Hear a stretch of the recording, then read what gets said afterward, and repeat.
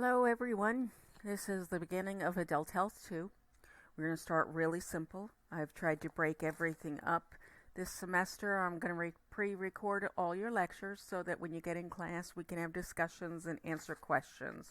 So whatever you want to do for taking notes, if I cover something too quickly or you need clarification, that's what we're going to do in the classroom. So I promised I would break it up into little nuggets instead of very, very long downloads and long lectures. So this is just an introduction to the principles of emergency trauma nursing. Real basic. Okay, so interdisciplinary team. I think at this point you're close to graduation. You should know what this is. Pre-hospital care providers can be a number of things, usually EMTs, paramedics. Paramedics might be on the part of the fire department. We have such rural areas. We have rescue teams and all kinds of volunteers. Emergency medicine physician you may or may not find in some of the very rural hospitals. There can be physician there, or nurse practitioner, physician assistant may not be specialized in emergency medicine in the outlying areas. Support staff, lab, pharmacy, techs, you name it. There's lots of them.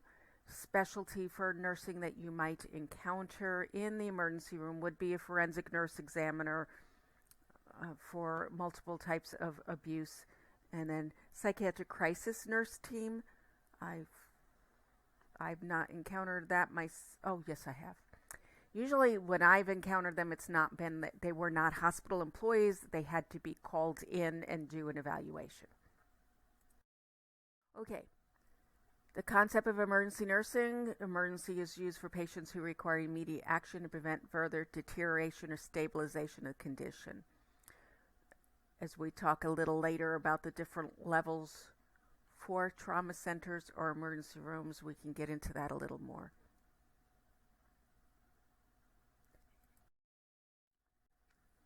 So the scope of emergency nursing.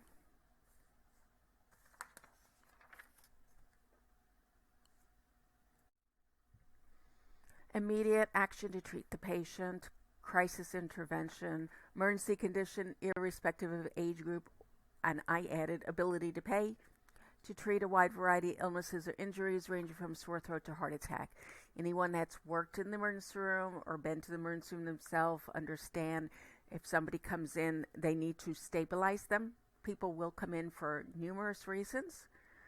With the springing of all these walk-in clinics, they may not see as much in the emergency room of simple things, but still people without insurance, without an ability to do their copay, will often show up in the emergency room.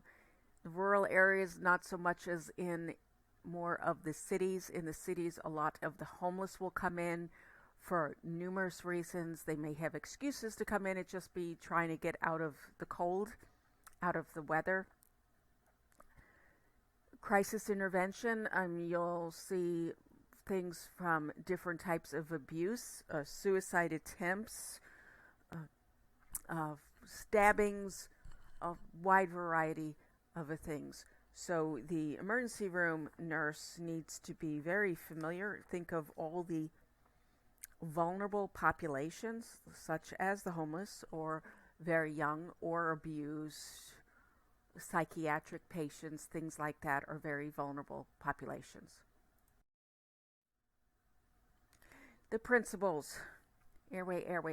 If you think this is just establish a patent airway and provide adequate ventilation, I think I have it in a later slide talking about your cervical. There was one that talked about when you do your airway, also stabilizing the cervical spine, the A and C together on the initial part. Control hemorrhaging, prevent manage shock, maintain, restore effective circulation, check the neurological status, rapid initial and ongoing physical assessment, and I am going to break this down a little more as we go along here. Now, just understand this course called Adult Health 2, some refer to it as critical care, is really just going further in depth in all the things you've already learned. So it's almost not quite an overview, but it just takes it just into the little deeper aspects. So it's not a bad course. Okay, more principles. Starting cardiac monitoring, protect clean wounds, identify significant medical history and allergies, document your findings in the medical record. And again, I will break this a little further.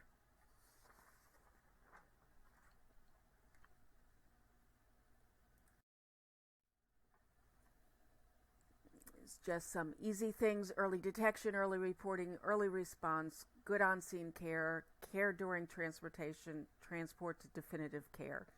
When we talk about it, this early detection has to do with your first screening of the patient. Sometimes you're fortunate and you have a really good EMT or paramedic that's been out there, and sometimes things are missed. But anyway, but being alert, being responsive, and doing what you need to do. And if it's a center where you can't provide the adequate care, you need to get them transported as quickly as possible. First, are they breathing? Are they bleeding out? Is their cervical spine stable? Are they responding to you? Is their airway patent? Once you do that, and then you're looking at the rest of this, a lot of this is taking comes into there too. And I liked this AMPLE approach. AMPLE: allergy, medication history, past health history, last meal, events, environment, preceding illness or injury. This is very, very important here.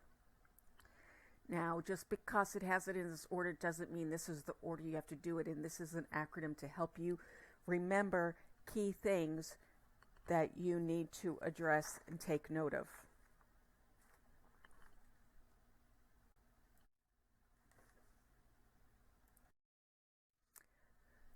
Trauma nursing principles, there's a few pages in your text on it. I tried to just kind of summarize what do you really need to know. I think you already know, but I'm going to summarize.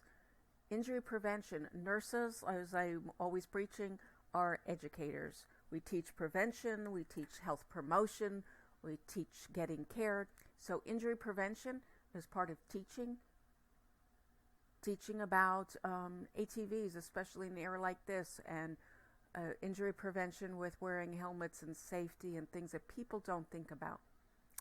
Injury management in the emergency room. An injury is a trauma. Supplying that acute care. Trauma nursing goes all the way into the rehab section of it. Trauma centers. I'm trying to think. I know a Vanderbilt is a trauma 1. That's the closest that I can think of offhand in this area for trauma. Trauma centers, the text refers to 4. Some sites you go to, the trauma certification body refers to 5. To me, 4 and 5 are so close, it doesn't matter to know exactly how many levels there are.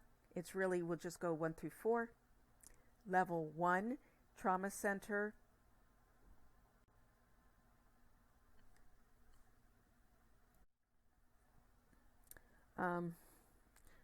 Level 1s have to have a special certification, and they are required to be a teaching hospital. They also have to do research. That's, I guess, why Vanderbilt is a level 1. I did some temporary work in a level 1 for a while, but mostly I worked in level 2 trauma centers. They were not they were teaching hospitals, but they weren't research centers. The level 1 is going to be able to cover every type of traumatic injury that may come through.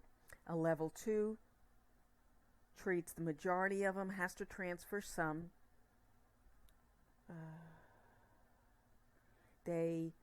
If there's not a level 1 close, they may do a little more extensive care. I've been in situations like that because I've been a nurse since the 80s, and these trauma centers didn't start developing or springing up more till later. So we used to do a lot more things that later became more specialized. Sorry, got interrupted. Let me see. Level 3 is the community, sometimes even the rural. They usually stabilize them.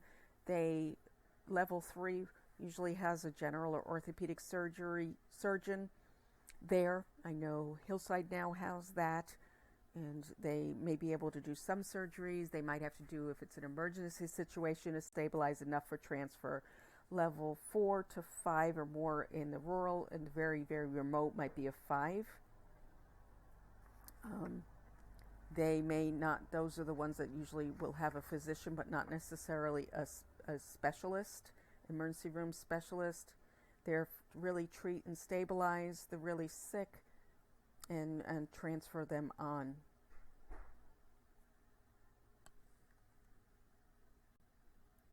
Yes, let's see, some quick little note I had here that 30 million people visit the emergency room due to injury every year, which is quite a bit.